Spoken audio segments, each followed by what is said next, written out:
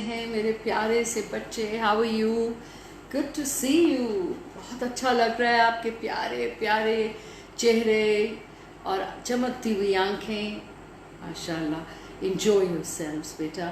Okay جی، اب میں نے جو کہانی پڑھنی ہے آج، بڑے اسپیشل آتھر ہیں، ان کا نام ہے عطا شاد، اور یہ ہے کہانی کا نام ابھی بتاتی ہوں آپ کو. اس کا نام ہے میاں بیوی شیر اور گیدڑ. جی تو اب ہم شروع ہوتے ہیں. عطا شاد صاحب کی کہانی غلام علی اینڈ سنس نے پبلش کروائی، جیسے کہ میں آپ کو ہمیشہ بتاتی ہوں، اور چائے کا سپ بھی لیتی ہوں، ٹھیک ہے نا، تاکہ میں خوب مزے سے سناؤں. تھینک یو بیٹا. سو کیا نام بتایا تھا میں نے جناب؟ میاں بیوی شیر اور گیدڑ. جی جناب، یس یس. ایک کسان تھا، اس نے اپنے کھیت میں جوار بوئی. جب فصل پک کر تیار ہو گئی تو ایک شیر آیا اور کھیت میں گھس گیا. کسان ایک چھپر پر بیٹھا ہوا تھا. شیر نے اسے کہا، نیچے اترو، میں تمہیں کھا جاؤں گا. کسان نے کہا، ابھی تو میں بہت دبلا پتلا ہوں، میں ذرا کھا پی کر موٹا تازہ ہو جاؤں تو پھر تو مجھے بڑے شوق سے کھا لینا. کوئی کہانی یاد آئی اس کو سن کے؟ 3 بلی گوٹس کرافٹ. یس یس. شیر روزانہ آتا اور کسان سے کہتا، میں تمہیں کھا جاؤں گا، میں تمہیں ہڑپ کر جاؤں گا. اور کسان اس کے خوف سے دن بدن لاغر ہوتا گیا. لاغر کا کیا مطلب ہے؟ یعنی کہ کمزور ہوتا گیا. کیوں؟ خوف سے. اس کی بیوی نے اس سے ایک دن دریافت کیا، یعنی کہ پوچھا کہ تم خوب کھاتے پیتے بھی ہو، پھر بھی تم دن بدن دبلے اور کمزور ہوتے جا رہے ہو، کیا وجہ ہے؟ کسان نے اپنی بیوی سے کہا، ایک شیر روزانہ یہاں آتا ہے، مجھے ڈراتا ہے کہ میں تمہیں کھا جاؤں گا. میں اس لیے دبلا ہو رہا ہوں کہ کسی نہ کسی دن شیر مجھے ضرور کھا جائے گا. اچھا. اس کی بیوی نے پوچھا، شیر کس وقت آتا ہے؟ اس کسان نے بتایا، دوپہر کے وقت. پھر اس کی بیوی نے مردانہ کپڑے پہنے گھوڑے پر سوار ہو گئی، ہتھیار بھی ساتھ لے لیے. جوار کے کھیت میں آئی.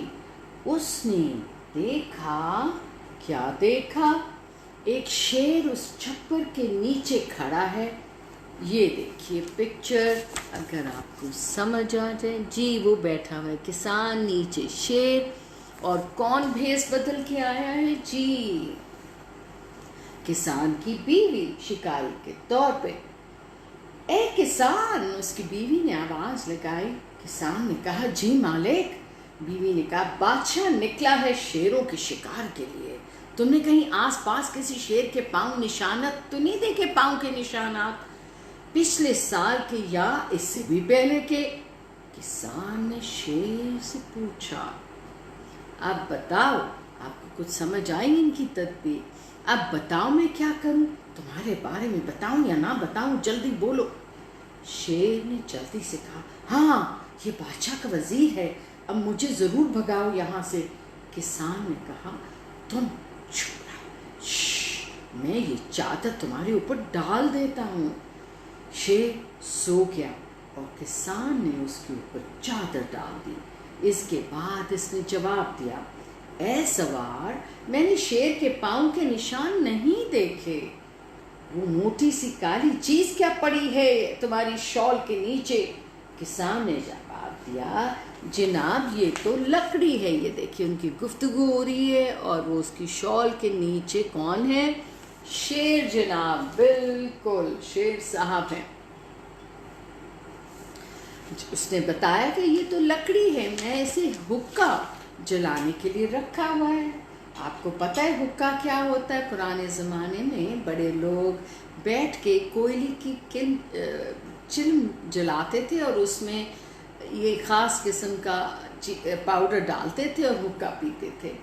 बीवी ने कहा, इसका कुछ हिस्सा मुझे काट कर दे दो, मैं बादशाह के लिए ले जाऊंगा, बादशाह भी हुक्का पीता है। किसान ने शेर से पूछा, अब क्या करूं, अब क्या करूं? शेर ने कहा, अब मेरा कान काट कर दे दो। किसान ने शेर का कान काट कर दे दिया। बीवी ने कहा, इससे जरा बड़ा टुकड़ा दे दो। शेर ने कहा, अब दूसरा कान भी काट कर दे दो। किसान ने दूसरा कान भी काट कर सवार को दे दिया। बीवी ने बड़े गुस्से में गरजते हुए कहा, क्योंकि वो वजीर शिकारी बनी, इससे बड़ा टुकड़ा काट कर क्यों नहीं दे देते इस लकड़ी के बड़े तने से? फिर शेर ने कहा, अच्छा तुम काट कर दे दो इसको, जान छूटे। किसान ने भी तुम भी काट कर दे दी। बीवी ने कहा, ठहरो, तुम तो थोड़ा थोड़ा काटते हो, तुम छोड़ दो, मैं खुद ही यही बड़ा सारा टुकड़ा काट लेती हूँ। ये सुनते ही क्या हुआ, शेर भाग खड़ा हुआ। सामने से एक गीदड़ आ रहा था। उसने शेर को भागते हुए देखा तो पूछा, जंगल के बादशाह, क्या बात है, तुम्हारे कान भी कटे हुए हैं और दुम भी कटी हुई है, खून भी बह रहा है और तुम भागे जा रहे हो, ये तुम्हें क्या हो गया? ये देखिए, ये काट रहा है किसान उसके कान, और ये उसको मिल गया गीदड़। गीदड़ मिल गया।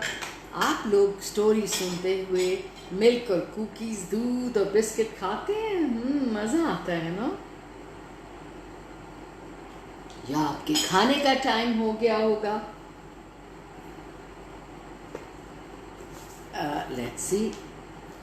बरकल के बादशाह से जब पूछा तो उसने शेर ने हाँफते हुए कहा, बादशाह की फौज ने मुझ पर हमला किया है, मेरे कान काट दिए हैं और दुम भी काट ली है, बस खुदा ने मेरी जान बचाई है, बड़ी मुश्किल से भागा हूँ।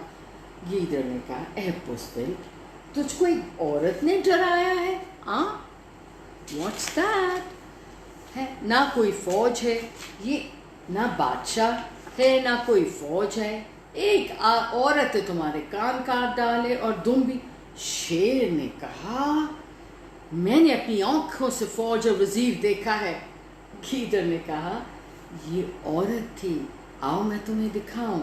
शेर ने कहा, तुम्हारे साथ चलता हूँ, एक रस्सी तुम अपने गले में डालो और इसका एक सिरा मेरे गले में भी, फिर दोनों साथ साथ चले। सवार ने देखा कि शेर को गीदड़ खींचता हुआ ला रहा है। उसने गीदड़ से पूछा, तूने बादशाह से वादा किया था कि मैं 14 शेर तुम्हारे पास लाऊंगा, अब सिर्फ एक लेकर आ रहे हो, वो भी कान कटा। ये सुनते ही शेर बाग खड़ा हुआ और गीदड़ को घसीटता हुआ चला गया। गीदड़ का सर तन से जुदा हो गया, टांगे भी टूट गई और बेचारा मर गया। शेर अपने कटे हुए कान और दुम के बगैर भागा।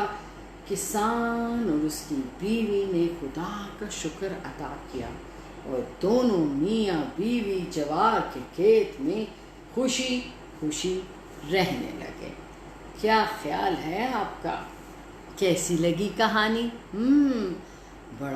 बड़ी ज़हन थी, बड़ा दिमाग था उस औरत का, कैसे उसने प्लान बनाया और उनको भगा दिया।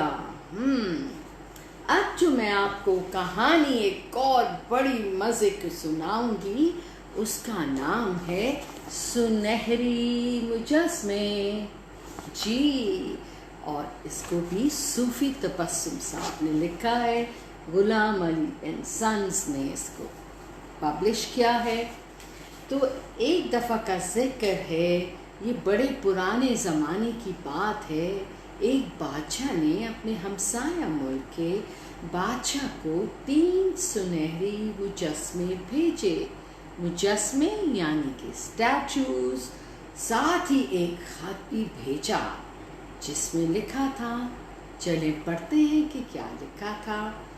अगर ये तीनों मुजस्मे शक्ल और सूरत और वज़न में बिल्कुल एक जैसे हैं, यानी कि उनका शक्लें भी एक जैसी थी, उनका वज़न भी एक जैसा था और शक्लें भी बिल्कुल मिलती जुलती थी, اور کوئی شخص انہیں دیکھ کر یہ نہیں کہہ سکتا کہ ان میں کوئی بھی فرق نہیں ہے، لیکن ان کی قیمتیں ایک دوسرے سے مختلف ہیں۔ ایسا کیوں ہے؟ یہ ایک راز کی بات ہے، انٹریگ۔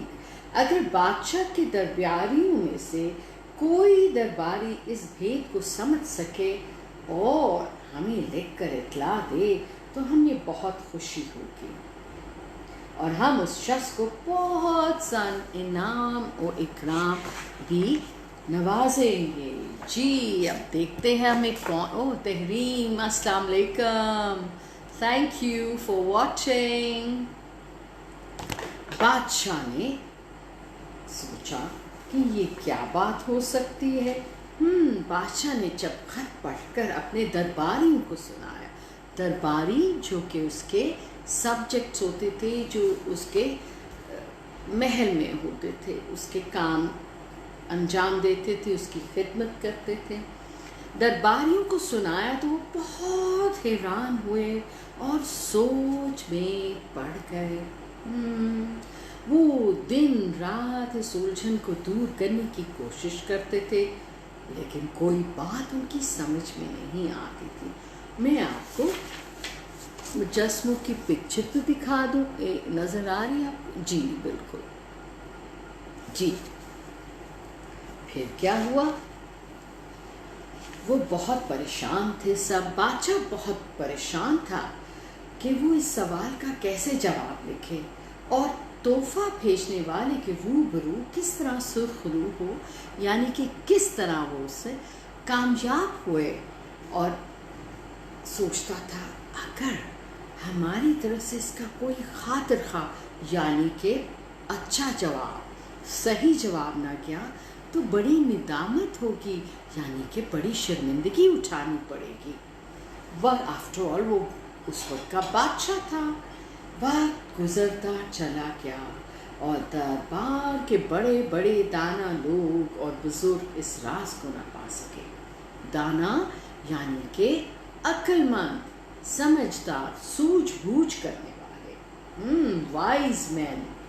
رفتہ رفتہ یہ بات دربار سے نکل کر شہر میں پھیل گئی اور لوگوں نے اس بجارت یعنی کہ پہیلی، ریڈل کو بوجھنے کی بہت کوشش کی، لیکن کامیاب نہیں ہو سکے۔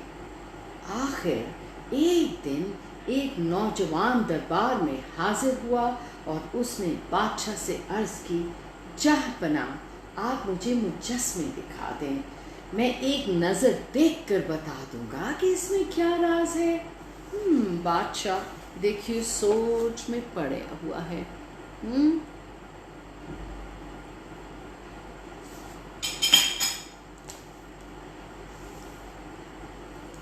نوجوان کو محل میں لے جایا گیا۔ اس نے بڑے غور سے ان مجسموں کو دیکھا اور کافی دیر تک ان کا معائنہ کرتا رہا۔ معائنہ یعنی کہ آبزرو کرتا رہا۔ السلام علیکم Anya, how are you? Thank you for joining. اس نے بڑے غور سے دیکھا اور پھر اچانک اسے معلوم ہوا کہ مجسموں کے کانوں میں بڑے بڑے باریک سوراخ ہیں جو آسانی سے نظر ہی نہیں آتے، یعنی کہ ہولز تھے تو، اور وہ نظر نہیں آتے تھے۔ نوجوان نے جھاڑو سے ایک باریک تیلی نکالی اور پھر اسے ایک مجسمے کے کان میں ڈالا۔ تیلی اس مجسمے کے منہ سے باہر نکل آئی۔ آپ کو پتہ ہے کہ ہمارے کان اور گلا ایک آپس میں جڑے ہوئے ہیں، ان کا کنیکشن ہے، اس لیے جب اس نے جھاڑو کا تنکا وہاں ڈالا تو وہ تنکا اس کے منہ سے باہر نکل آیا۔ All right.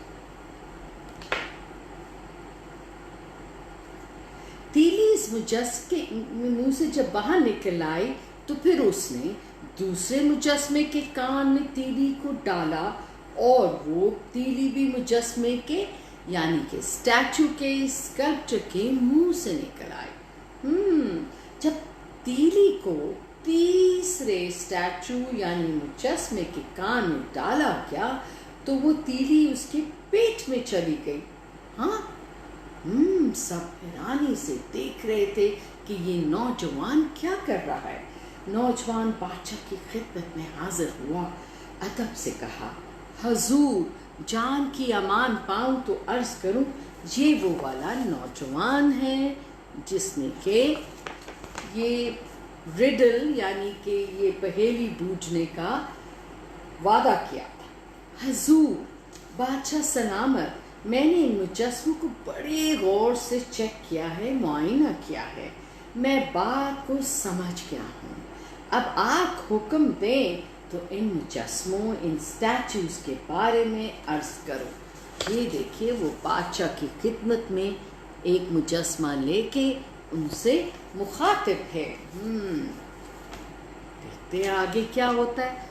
बादशाह ने फौरन इजाजत दे दी।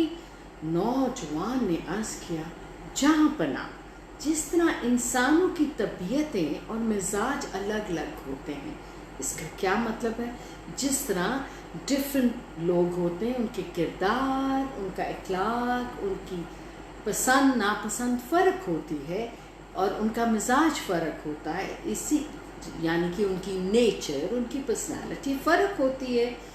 और इसी तरह इन स्टैचूज़, इन मुजस्मों को भी अलग अलग खसूसियतें हैं। अब खसूसियत का क्या मतलब है जी? खसूसियत का ये मतलब है क्वालिटी, ख़ास बात क्या है उनमें। पहले मुजस्मे की तबीयत उस आदमी से मिलती है जो कोई बात सुनते हैं तो फौरन इसका जिक्र दूसरों से कर देते हैं। ऐसे लोग काबिल एतबार नहीं होते। ओके, वाह, क्या उसका गैस था, आपने देखा। और क्या कहा उसने, मैं फिर रिपीट करती, जो कोई बात सुनते हैं तो फौरन इसका जिक्र दूसरों से कर देते हैं। ऐसे लोग काबिल एतबार नहीं होते, यानी पे ऐसे लोगों पर हमें यकीन नहीं आता, फेथ नहीं होता, ट्रस्ट नहीं होता। दूसरा मुजस्मा इन लोगों की तरह है जो कोई बात सुनते हैं तो इस पर बिल्कुल ध्यान नहीं देते। वो बात को एक कान से सुनते हैं और दूसरे कान से निकाल देते हैं, यानी कि सुना और भूल गए। ऐसे लोग बड़े ही लापरवाह और बेमगज़ होते हैं। लापरवाह जो कि एहतियात नहीं करते और मेहनत नहीं करते, केयरलेस होते हैं। और बेमगज़, मगज़ यहाँ होता है तो उनके पास सूझबूझ नहीं होती, अक्ल नहीं होती। तीसरा मुजस्मा इन लोगों की मानद है, उन लोगों की तरह है जो बात को सुनकर अपने दिल में बिठा लेते हैं और बग़ैर वजह के किसी से इसका जिक्र नहीं करते। ये कौन सा मुजस्मा था भला, जिसमें जब उसने कान में तीली डाली तो वो पेट में चलेगी? ऐसे लोग बड़े अक्लमंद और काबिल एतमाद होते हैं। ये अक्लमंद, वाइज, काबिल एतमाद, कैन बी ट्रस्टेड। अब जिस तरह जिंदा लोगों के रुतबे में फ़र्क होता है, इसी तरह इन सोने के मुजस्मों में भी फ़र्क है, जाहिर है। और यही वजह है कि वज़ाक़ता यानी कि देखने में और वज़न में सब कुछ बराबर होने के बावजूद भी इनकी कीमतों में बहुत बहुत फ़र्क है। और ये फ़र्क इनके मुख्तलिफ औसाफ यानी कि ख़ुसूसियत, इनकी आदतें और इनकी सोच और इनके किरदार की वजह से है। बस यही इन स्टैचूज़, इन मुजस्मों का राज है। बादशाह इस नौजवान यानी कि इस लड़के का ये जवाब सुनकर बहुत खुश हुआ। दरबारी भी इस नौजवान की जहानत, इंटेलिजेंस, अक्लमंदी से बहुत मुतासिर हुए। बादशाह ने अपने दरबारियों से मशवरा करने के बाद फौरन जवाब लिखकर अपने हमसाया बादशाह को भेज दिया। बादशाह ने जब नौजवान का जवाब पढ़ा तो वो भी बहुत मुतासिर हुआ। फिर उस नौजवान को अपने बादशाह की तरफ से और हमसाया बादशाह की तरफ से भी बहुत सा इनाम और इकराम मिला। ये है जी नौजवान जिसको इनाम मिल रहा है बादशाह सलामत से। तो भाई कैसी लगी आपको स्टोरी? थी ना मज़े की? मुझे तो ये बहुत मज़े की लगी। कितने मज़े से सूफ़ी तबस्सुम ने हमें बताया है कि हमारे में क्या ख़ुसूसियात होनी चाहिए ताकि लोग हमारी इज़्ज़त करें, हमारे पे एतमाद करें। यानी कि अगर आप किसी की बात सुनते हैं, कोई भी आपसे बात करता है तो आपको ध्यान से सुननी चाहिए। यू शुड पे अटेंशन, और हर उस बात को भुला नहीं देना चाहिए और ना ही आगे लोगों पे फैलानी चाहिए जब तक कि ज़रूरत ना हो, और उसको उस पर सोचना चाहिए और उसको अपने जब तक कि बहुत ज़रूरत ना हो उस और वो जिसने आपको ये बात कही वो कहे ना, इसको हर एक से शेयर नहीं करना चाहिए।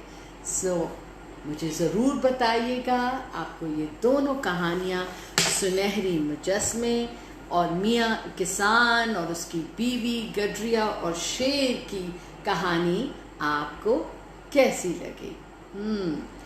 मुझे तो बहुत अच्छी लगी, इसलिए मैंने आपसे इसको शेयर किया। तो अब इसको याद रखिएगा और मुझे बताइए आपने अगली बार कौन सी कहानियाँ सुननी है। बहुत अच्छा लगा आप सबको मिलके। तो खुदा हाफिज़, आदाब अर्ज़ है, अस्सलाम वालेकुम।